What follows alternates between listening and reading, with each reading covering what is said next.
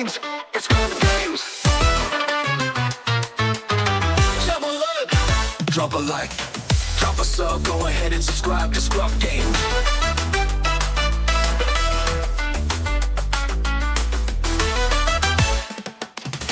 Drop a like, drop a sub, go ahead and subscribe to ScrubGames.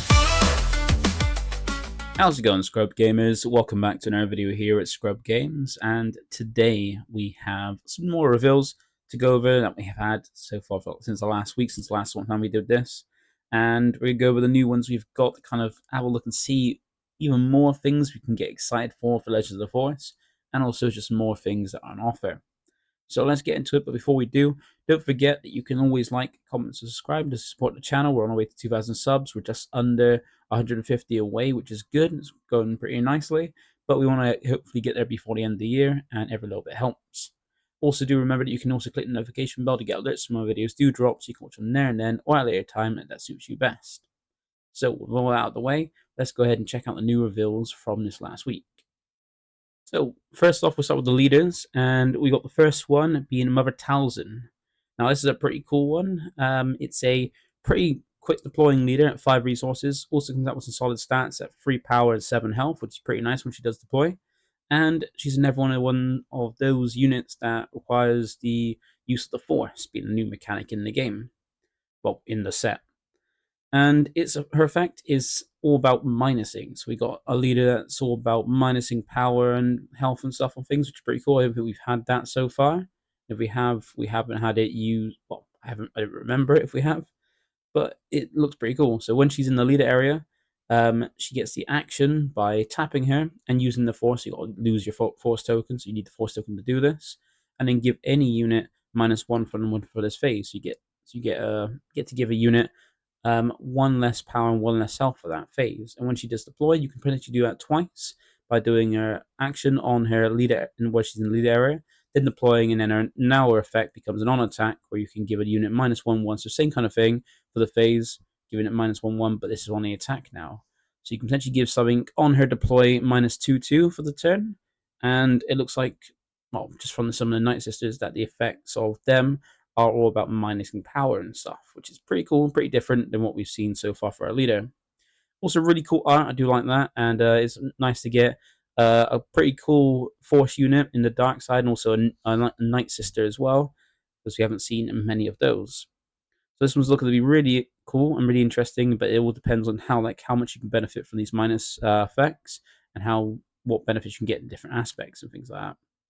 So that is Mother Talzin, and we get to the next leader, and that is Kanan Jarrus. So we've got a new Spectre leader, so another Spectre has become a leader, and it's Kanan for Legends of the Force. So 3 sets, well, the 4 sets after the original set, we get a new Spectre leader, being because we had the everyone was in both Sabine and Hera were Spectre leaders, but one was more focused on Spectres, where Sabine isn't really, just an aggro leader. Whereas Kanan is a new one that actually has a benefit of Spectres, because it's one of the traits that are required to make use of his skills. So he is a little bit later deploying than things like Mother Talzin, in that he's a 6 deploy leader. So when you get 6 more resources, you can deploy him.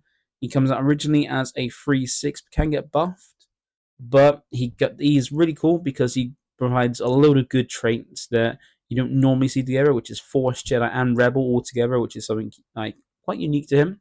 And he's also got Spectre as well, so really good traits on him. All 4 traits are really good, and you can really build a full Spectre focused deck, because the thing that made Hera Spectre focused deck is the fact that she had the ability to let you play all the Spectre cards in your deck, no matter what the aspects. So you can mix together all the aspects together for the Spectre cards and play them all. But with Kanan, you can't, because he doesn't have that ability. But he does have an ability similar to how we've seen with like Rey and Luke, where you've kind of got to play a resource behind, but it's a bit more beneficial than like Rey, where you can use it almost any point, rather than having to do it like with Luke on the turn of cards played. Because his action doesn't require the Force, which is pretty interesting. And it's just an action where you pay 1, tap him, so you need to tap him and have that 1 energy deficit, and then you give a shield token to any creature or Spectre unit. So that's cool. So we've got a new focus on creatures and also on specters. So any specters card you play can get now shielded up by Kanan, which is pretty cool, pretty handy. You don't have to do it at the turn it's played. You can do it at the turn after it's played, which is pretty handy as well.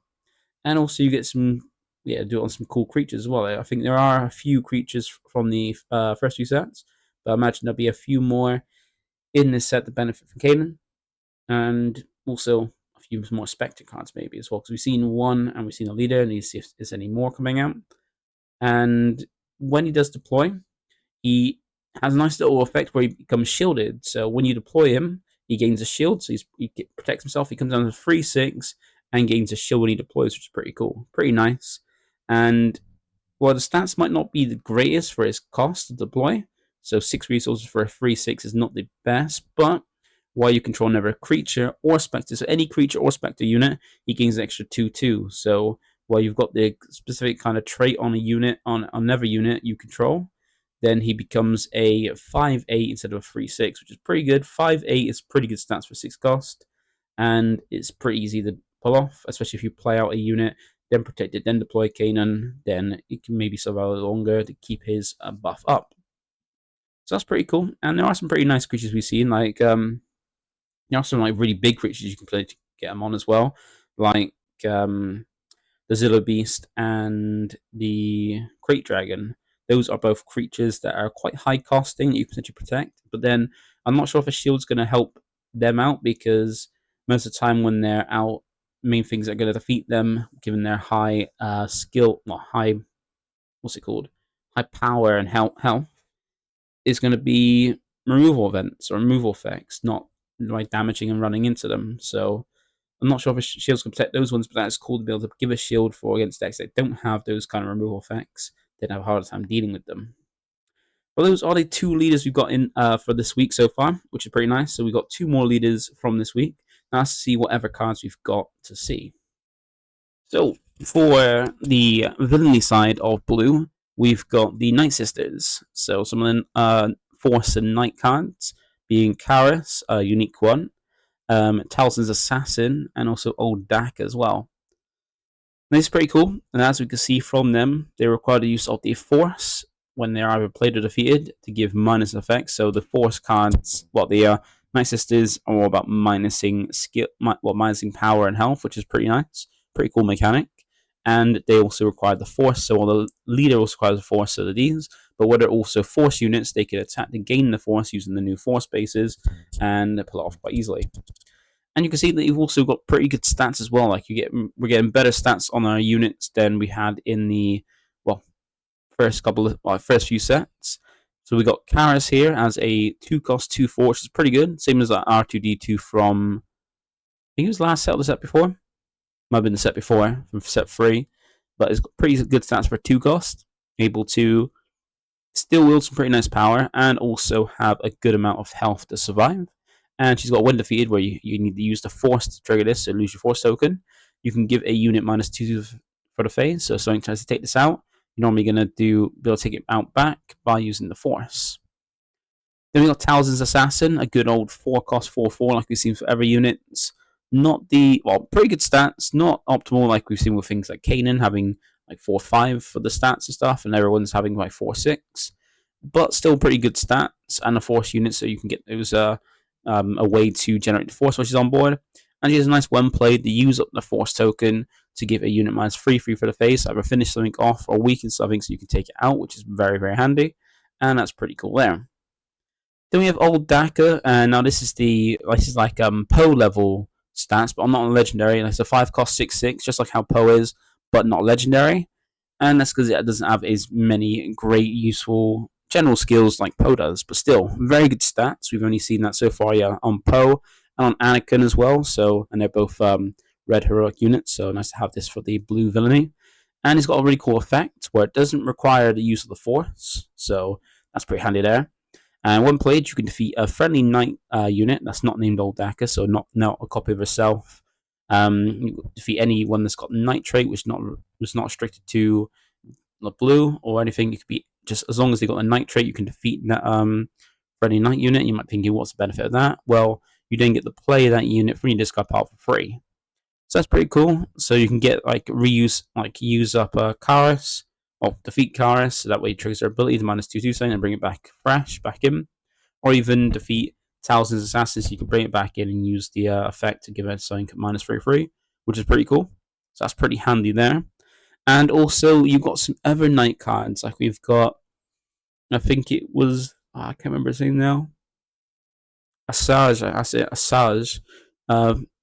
Asajj is, no, not Asajj, sorry. Savage, that's it. I think getting the names mixed up, like they kind of sound kind of similar. But yeah, Asajj, what's it, Savage, can't remember his last name now. But yeah, Savage, he's got the, you got a 7 cost of him from, I can't remember set. I think it might have been set 3. That is like a 7 cost 7/7. If you control less units than your opponent, you can ready him, and he can go ahead and basically come out. If you got opponents with more units than you can ready him so you can attack straight away, and you can use old back on things like him, where you can then defeat him, and if he comes back and you still have less units than your opponent, restand to attack straight away, which is pretty cool. So nice little synergies like that is pretty interesting. But those are the villainy ones. We've got, yeah, Karis, Talzin's Assassin, and Old Daka. And then going on to the heroic ones and the double blue ones, we have Ezra, Jedi Guardian, and Doom. So like we've seen from the from last week's one, there's the Star Wars Legends or Legacy or Legends one where we get the non-canon. We get non-canon characters now, non-canon characters and cards into the game, and you can tell if they're non-canon and from Legends because they have that little gold border. So you see the gold border around the Jedi Guardian name, and also at the bottom with the little L for Legends there. So that means it's non-canon and from the Legends, the Legends area of Star Wars. But these are pretty cool. We got Ezra bringing us back the good old stats of 3 cost 3/5 like we've had with Cassian and Boba Fett. So good old stats there, and very good traits in Force, Jedi, Rebel, and Spectre being very good traits. He's also got a really nice on attack, which allows you to give an experience token to another creature or Spectre unit. So big nice buff for Sabine. No, not Sabine. Sorry. What was it? Hera. That's the one. Be able to attack with him and give another Spectre like a boost. And Hera does the same thing for unique units. So you've got those two together. They can start spamming experience tokens on one of your Spectres. And it's nice that it does creatures as well, so you can even power up things like Freight Dragon with this, which is cool. Then we got Jedi Guardian going from a 5 cost to 5 cost of 5/8 stats, so pretty good stats, pretty good power, and good health for a 5 drop.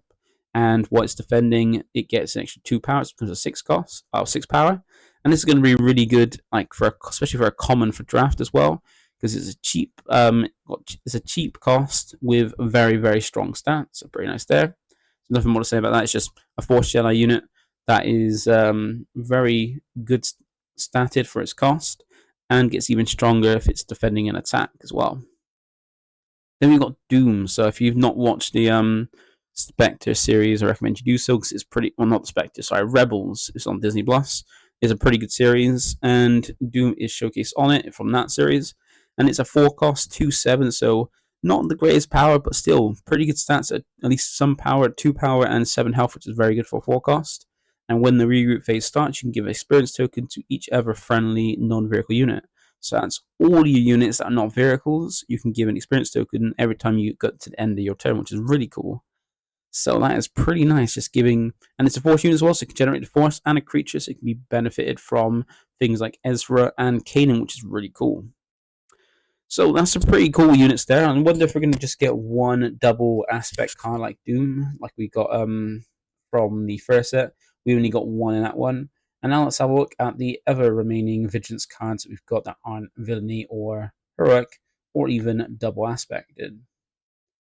So these are the new ones we've got. So we've got Night Sister Warrior being a nice 2 cost 2/2 with when defeated. That was you draw cards. A pretty nice effect there. It means you can play a unit out, and if it is taken out, you get to replace a card, keep a card in your hand, draw a card, which is cool. It's pretty nice.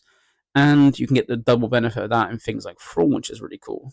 So that's really nice there. And even with Old Daka, trigger that, bring it back out. Maybe not the best effect, but it's maybe a good use of it just to get an extra draw. Then you got Anakin Skywalker being a 6 cost 5/7, which is pretty cool, and it's the unit that was hinted in the what was it called, the post on the Star Wars site that gave like hints and some cards, like some things to have, and this is the one that has 2 when played abilities.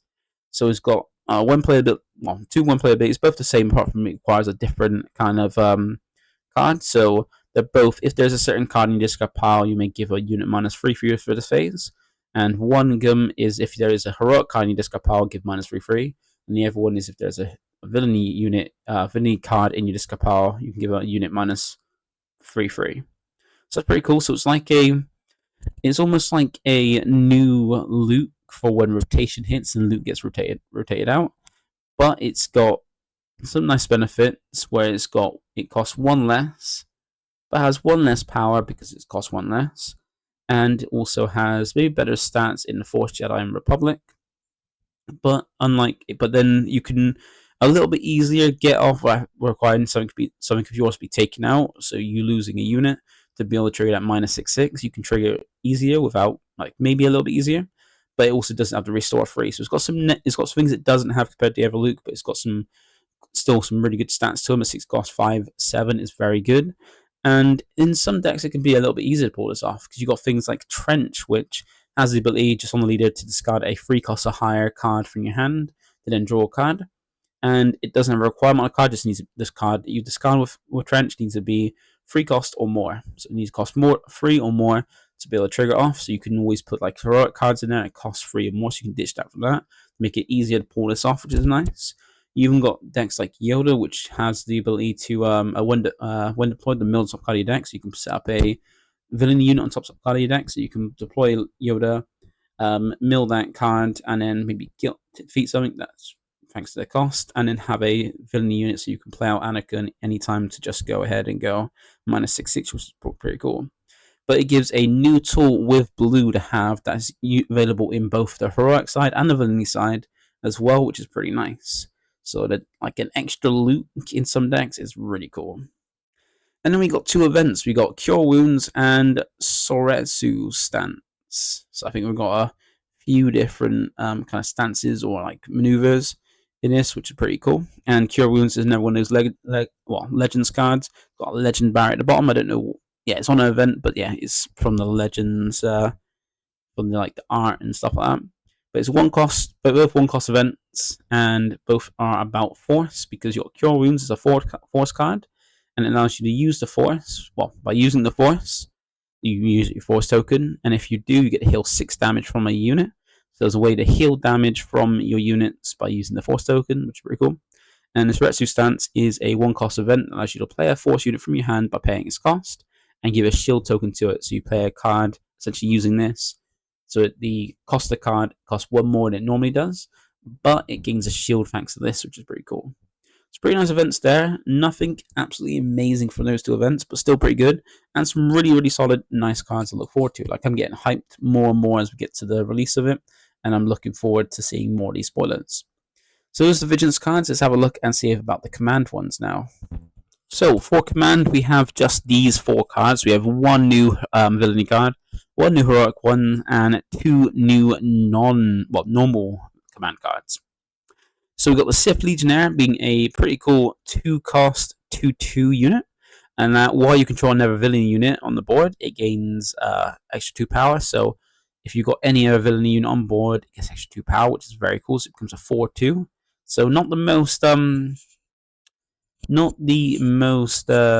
bulky, but still pretty powerful and pretty easy to pull off as well. And as once again, another one of those cards from the Legends universe, or the Legends era of Star Wars. And is a Sith and a Trooper, so more Sith cards as well and more Troopers. So it's a good Trooper is a good benefit for certain cards. Then we got Jedi Consular. So this is a nice card because it's a Force unit you can play turn 1.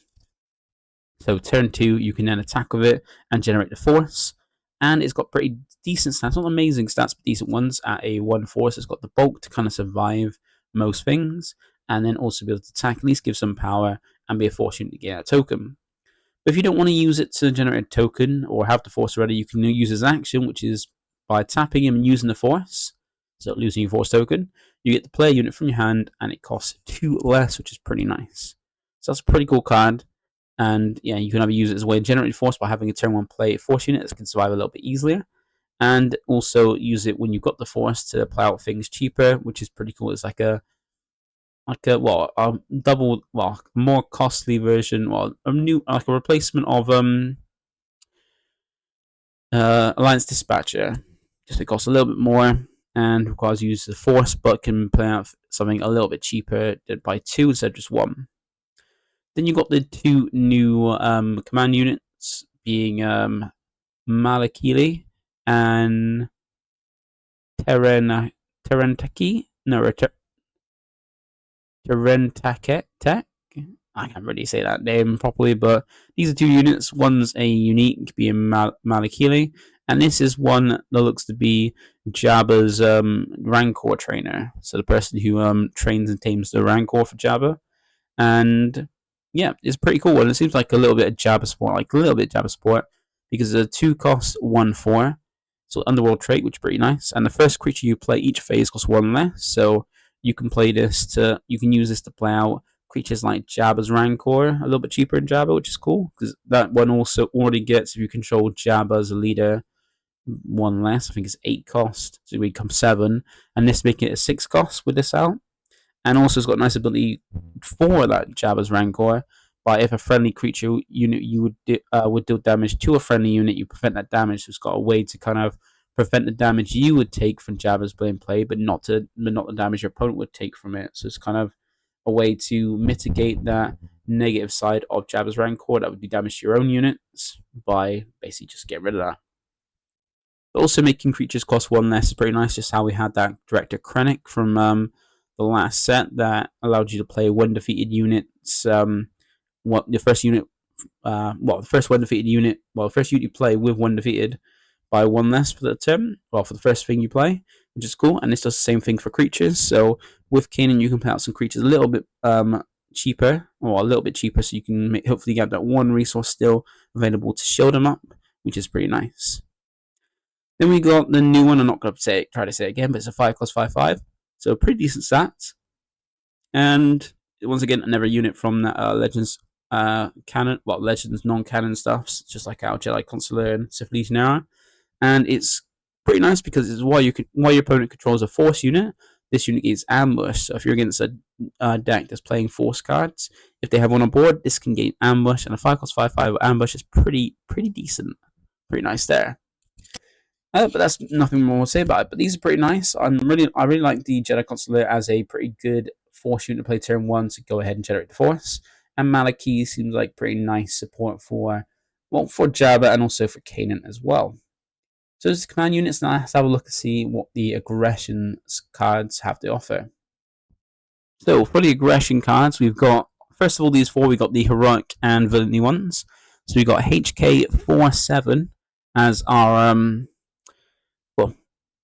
one of our legends for the villainy side of aggression, be a nice 2 cost 2/4. So we get a 2 cost 2/4 now for the villainy side of red, which is pretty cool, just like we got it for blue. But this one's a legendary, and it's pretty nice because when an enemy unit is defeated, you can deal 1 damage to a controller's base. So while you have him on the board, he allows you to do a damage to your opponent's base every time you take out an enemy unit. So it's pretty cool. It's pretty nice. Going to do an extra bit of damage. Also a Sith and a droid as well. And it's also another one from the Legends area of Star Wars, because it's got that banner. And then to go alongside that, we got Death Field, which is a 4 cost event that allows you to deal 2 damage to each non-vehicle enemy unit. And if you control a Force unit, you get to draw a card. So you can do 2 damage to each enemy non-vehicle. Non-vehicle enemy unit. So a nice little 2 damage across almost all your opponent's units that aren't vehicles. And then you can draw a card, replace itself if you do control a Force unit. So pretty nice, pretty cool, and a pretty nice rare.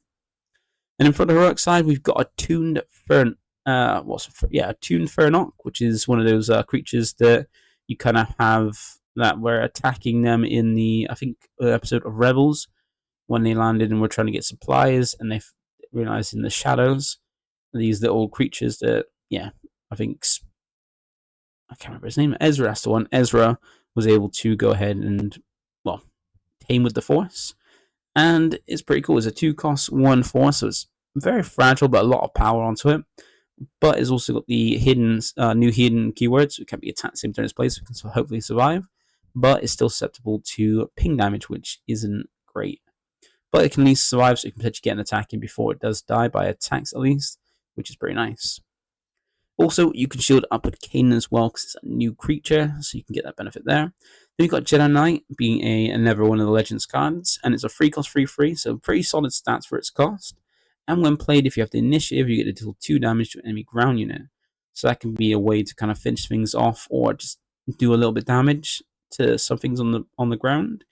And it's pretty easy to have the initiative, and yeah, just pretty solid when play, and a new pretty solid Force unit for the heroic side of red as well.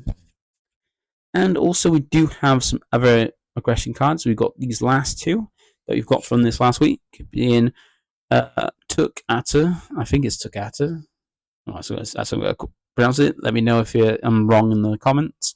And Ataru Onslaught, which just the art looks really, really sick. Like, I'm looking forward to get that card in hyperspace just for a collection of it, or like some cool scenes.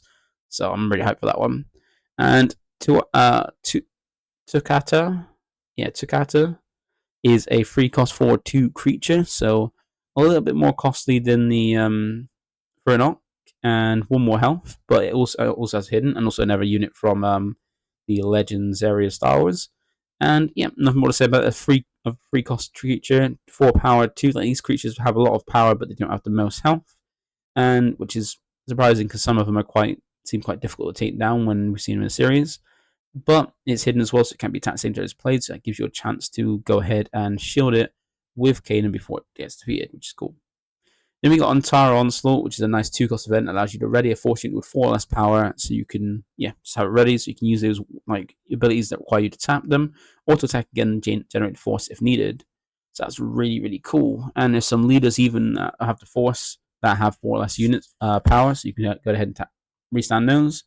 And even ones that have like raid would be nice, because raid benefits after the attack, where it just looks for a unit that's got the power 4 or less. So some pretty nice cards there for aggression. So with that out of the way, let's go and have a look at the last lot. Well, some of the last lots. Let's start off with Cunning for the last a little bit. So for the next lot being the Cunning, Cunning, Villainy, and Heroism plus no aspect. We've got 9 more cards. We've got 3 of each slide. And here are the Cunning ones. We got Liberated by Darkness, being a 5-cost event for the dark side of Cunning. We got Jedi Sentinel, being a nice unit for the heroic side of Cunning.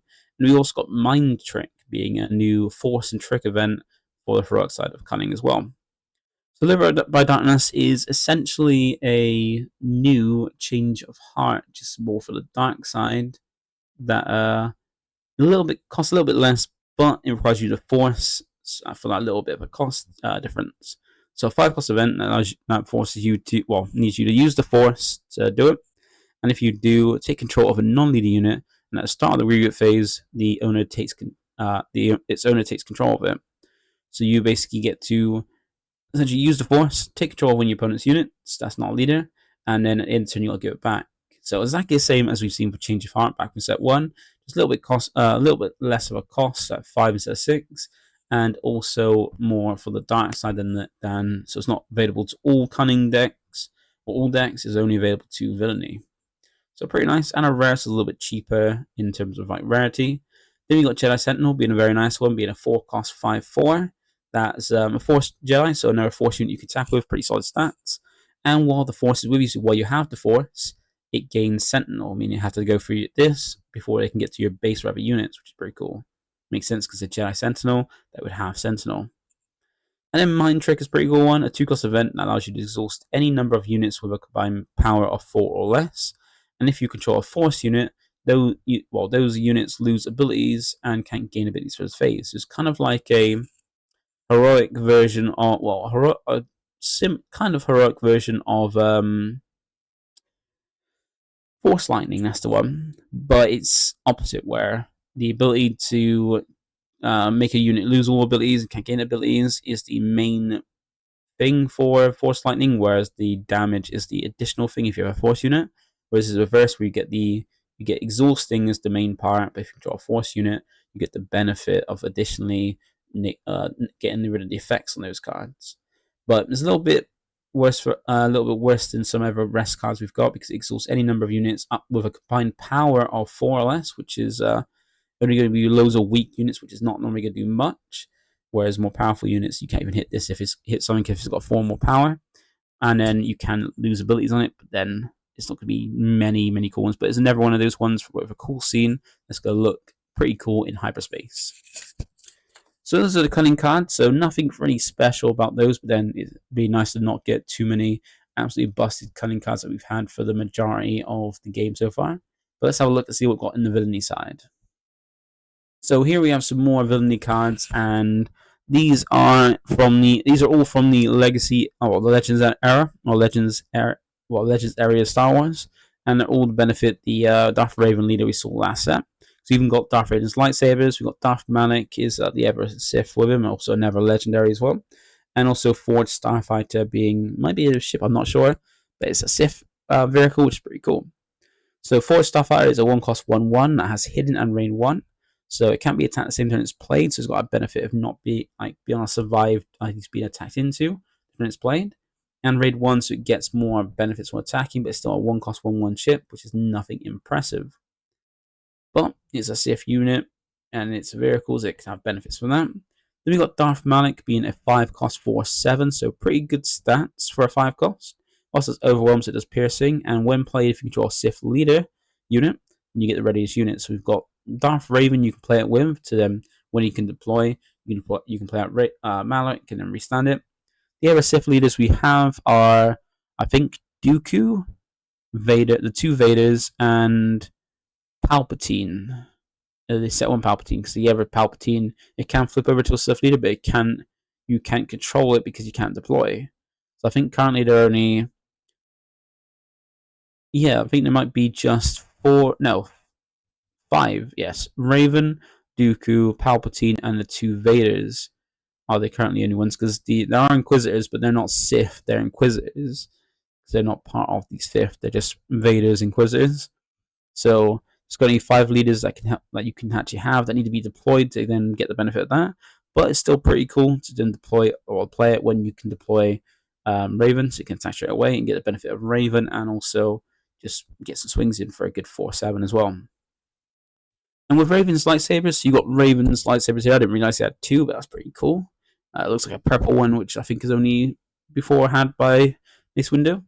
And it's a 2-cost 2/2 lightsaber, so it's a more cheaper lightsaber than we've seen before. Actually, no, I think we've had the cheaper lightsabers at 2 costs for like Vader's lightsaber and Luke's lightsaber. So nothing different to that. 2-cost 2/2 is still pretty good for it. 2-cost 2/2 is pretty standard. And you can only attach it to a non-vehicle, so you can't give it to a ship or any vehicle. But if it's attached to a Sith unit, then it gains grit, which is pretty cool.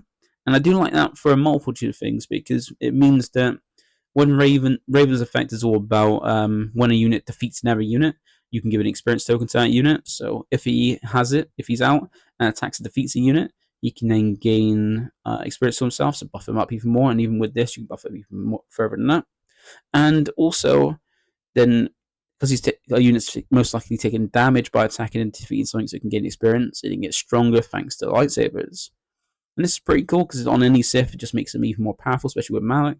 Taking damage, gaining experience, now having grit means it gets to hit harder, because it's got overwhelms, it can hit even more damage over the units and go to the opponent's base as well. And even main thing I thought about with this is that if you give it to the set 1 Vader, when he deploys, he's a 5/8, which is pretty powerful already, even though he deploys quite late. But then you can put this on it to then make it a 7/8, and then when Vader swings, he gets to deal 2 damage to any unit, even himself. So you can ping himself, so he takes 2 damage, so he's technically now back down to a 8 health, but he's now 9 power, because that 2 damage has added 2 more power to him, making him a 9 power swing, so you can use that to swing 9 for Vader, and still having him at 8 health, which is pretty cool. So some very interesting things with this upgrade.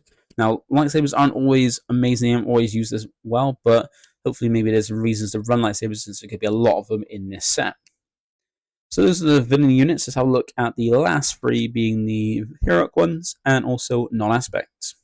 So these are the last three cards. So we've got Luke Skywalker, Curious Flock, which is a flock of porgs, and also Constructed Lightsaber. Now I'm interested to know if this is the lightsaber from, because I think the stuff from the stuff with Cal Kestis to start and things like that, I think it's not from Jedi Survivor, it's from Jedi Fallen Order, which I haven't played yet. I'm still trying to get that game so I can play it, because I loved Survivor.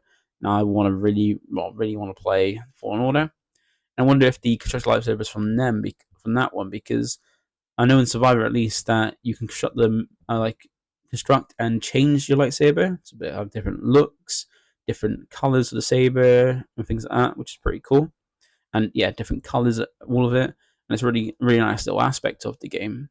And I wonder if that is from there, so that way you can, yeah, that's why it's called constructed lightsaber. But start off with Luke first. We got him as our heroic unit we've seen this so far. It's a rare unit. 4 cost, 3/5, which isn't amazing stats. There's more better stats for a 3 cost, but on a 4 cost, still 5 health is going to give it a bit of survivability. But its nice effect is that when you play another unique unit, you may use the Force.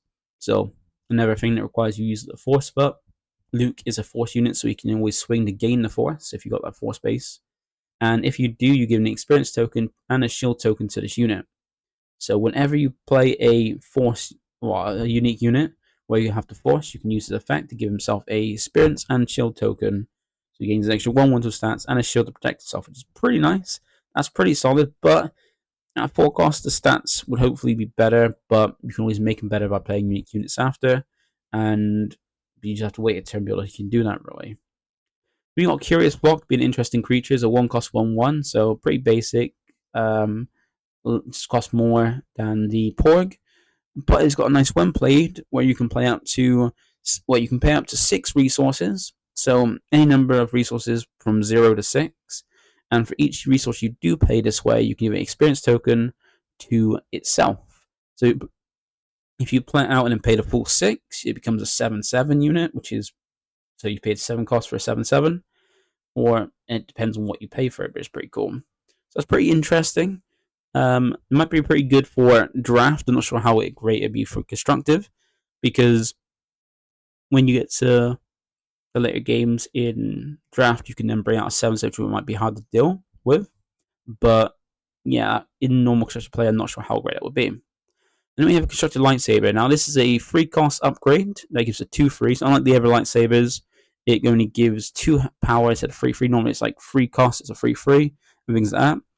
But this one's only a 2/3, but it's got a lot of benefits. It's got a lot of different things depending, make it more versatile. And where it's aspectless, you can play it in any of the kind of aspects, which is cool. Now you can only attach it to a Force unit, so you can't attach it to like anything, only a Force unit, which is pretty cool. And it's got benefit depending on what unit you put on. So if you attach it to a unit that has the heroic trait or heroic aspect, it gains Restore 2, so that gives a bit of healing. So I'm already liking that for Chirrut. Chuck this on. Chirrut then becomes a Restore 2 leader that's hard to take out. And then if you attach it to a Villainy unit, it gains Raid 2, so it gets extra bit of power, so it swings for extra 2, which is cool. So more power, like it makes sense because heroic is all about healing and protecting, whereas Villainy is all about being aggressive and damaging. So it makes sense for those two. And then if the attached unit is a non-heroic or non-villainy unit, then it gains Sentinel. So if you put on any Force unit that's not a villainy or heroic card, then it gains Sentinel, which is pretty nice. And it's another one of those no aspect legend cards like we had with the Death Star plans. So it's never cool one that they can be using anything and a legendary. It's pretty nice there. And that would be the end of it. And that would be the end. Yeah, that's all the reveals we've had so far from today's recording. So I'm looking forward to seeing whatever stuff we've got for the next coming week. And I'll be back next week when we do cover them again. So thank you for watching. Feel free to like, comment, subscribe to help out the channel. It's great and appreciated. Really do thank you. And I'll catch you in the next one. Bye for now.